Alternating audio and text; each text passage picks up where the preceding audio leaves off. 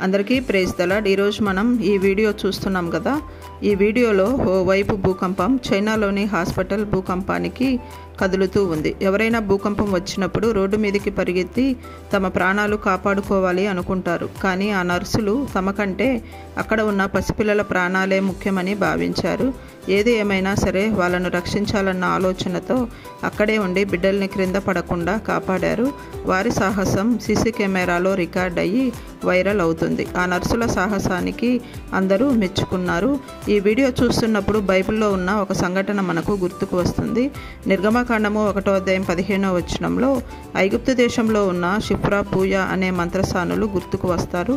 ఐగుప్తు రాజు ఒక ఆజ్ఞ ఇచ్చాడు మంత్రసానులకి. హెబ్రీ స్త్రీలు ఎవరైనా కానుపు పీటల మీద చూచినప్పుడు మగవాడైన ఎడల వాణ్ణి చంపుడి అని ఆజ్ఞ జారీ చేశాడు.